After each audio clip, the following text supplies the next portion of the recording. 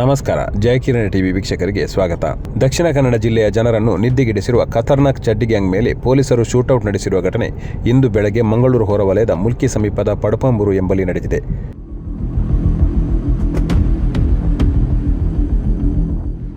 ಈ ಖತರ್ನಾಕ್ ಚಡ್ಡಿ ಗ್ಯಾಂಗ್ ಕಳೆದೊಂದು ವಾರದಿಂದ ಮಂಗಳೂರು ಸಮೀಪ ಮಂಗಳೂರು ಸುತ್ತಮುತ್ತ ಮನೆ ಕಳ್ಳತನ, ದರೋಡೆ ಪ್ರಕರಣದಲ್ಲಿ ಭಾಗಿಯಾಗಿತ್ತು.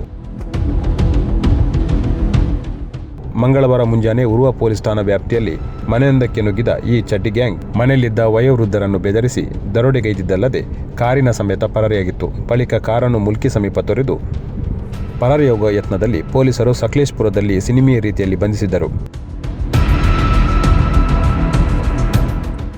5 ಗಂಟೆಯಲ್ಲಿ ಕಾರ್ಯಾಚರಣೆ ನಡೆಸಿದ ಪೊಲೀಸರ ಕ್ರಮಕ್ಕೆ ವ್ಯಾಪಕ ಶ್ಲಾಘನೆ ವ್ಯಕ್ತವಾಗಿತ್ತು. ಇಂದು ಬೆಳಗ್ಗೆ ಇದೇ ಚಡ್ಡಿ ಗ್ಯಾಂಗ್ನ 4 ಮುಲ್ಕಿ ಸಮೀಪ ಮಹಜರಿಗೆ ಕರೆತರುತ್ತಿದ್ದ ಸಂದರ್ಭದಲ್ಲಿ ಪಡಪಂಬೂರು ಸಮೀಪ ಚಡ್ಡಿ ಗ್ಯಾಂಗ್ನ 2 ಸದಸ್ಯರು ಪರಾರಿಯಾಗಲು ಯತ್ನಿಸಿದ್ದು, ಈ ವೇಳೆ ಎಎಸ್ಐ ಮೇಲೆ ಹಲ್ಲೆ ನಡೆಸಲು ಮುಂದಾಗಿದ್ದರು.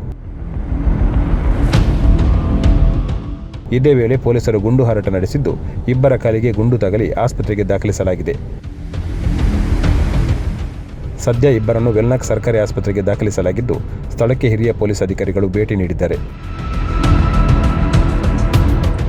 ಇತ್ತ ಪಡಪಂಬೂರು ಘಟನೆ ನಡೆದಿರುವ ಸ್ಥಳದಲ್ಲಿ ಪೊಲೀಸರು ಬಿಗಿ ಬಂದೋಬಸ್ತ್ ನಡೆಸಿದ್ದು ಮಹಜರು ನಡೆಸುತ್ತಿದ್ದಾರೆ. ಹೆಚ್ಚಿನ ಮಾಹಿತಿಯನ್ನು ಇನ್ನಷ್ಟೇ ನಿರೀಕ್ಷಿಸಲಾಗಿದೆ. ನಮಸ್ಕಾರ.